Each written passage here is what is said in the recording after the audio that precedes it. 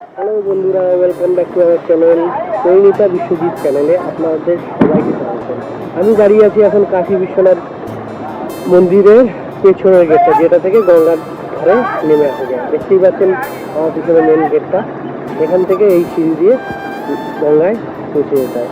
আমি ঠিক দাঁড়িয়েছি গঙ্গার পাড়ে, ওই দিকটায় শ্মশান আর এই দিকটা হয়েছে গঙ্গা। চেষ্টা করবো আস্তে আস্তে উপরের দিকে উঠে যাওয়ার। সাথে থাকবেন, সঙ্গে থাকবেন। ভিডিওটা কেমন লাগলো জানাবেন, অবশ্যই জানাবেন কেমন হয়েছে, কেমন লাগলো। চেষ্টা করবো সবকিছু আপনাদের সাথে তুলে ধরার প্রত্যেকটা ভিডিওতে। হ্যালো বন্ধুরা, বিশ্বজিৎ আগে একটা ইন্ট্রো দিয়ে দিয়েছে বলে আমি আর পরে ইন্ট্রো দিলাম না। আমি তোমাদেরকে এটা দেখাতে চাইলাম, এখন আমরা বিশ্বনাথ মন্দিরে আছি। এই মন্দিরের পাশেই একটা সুন্দর মন্দির তোমাদেরকে দর্শন করাবো, যেটা হচ্ছে সাউথ ইন্ডিয়ান মন্দিরের মতো অসাধারণ দেখতে মন্দিরটা। আর আজকে আমাদের লাস্ট দিন, আমরা বাড়ি চলে যাব, তাই তোমাদেরকে সেই ভিডিও শেয়ার করব।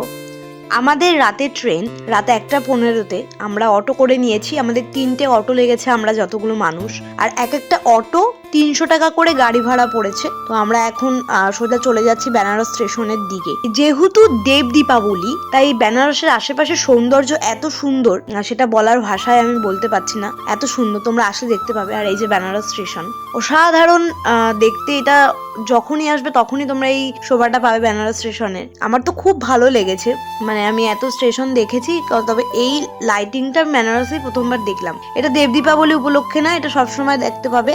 আর দেব দীপাবলি উপলক্ষে একটা জিনিস দেখতে পাবে, যেটা হচ্ছে গিয়ে আশেপাশের সৌন্দর্য।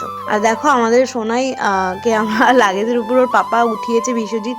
ওর আর কি খুব আনন্দ হচ্ছে, মানে যখনই ওর পাপা লাগেজের উপর বসায় না কেন, ওর ভীষণ আনন্দ হয়। দেখো ভীষণ আনন্দে আছে।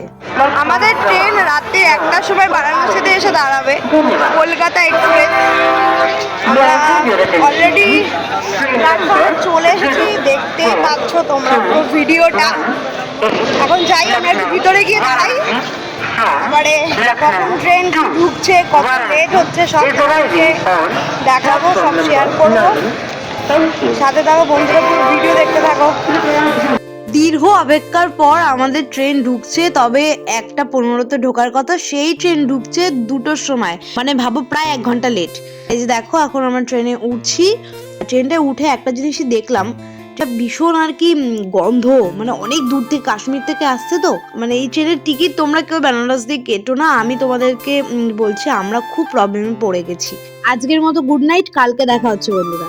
মর্নিং বন্ধুরা, অনেক সকালে উঠে গেছি, আর আমার নাক জ্বলে গেছে সারা রাত, ভীষণ গন্ধ। আর আমরা প্রায় বর্ধমান স্টেশনের কাছাকাছি ঢুকছি, আর শরীরটা ভালো লাগছে না। ফাঁকাও হয়ে এসছে ট্রেন, যত এদিকে ঢুকছে কলকাতার দিকে।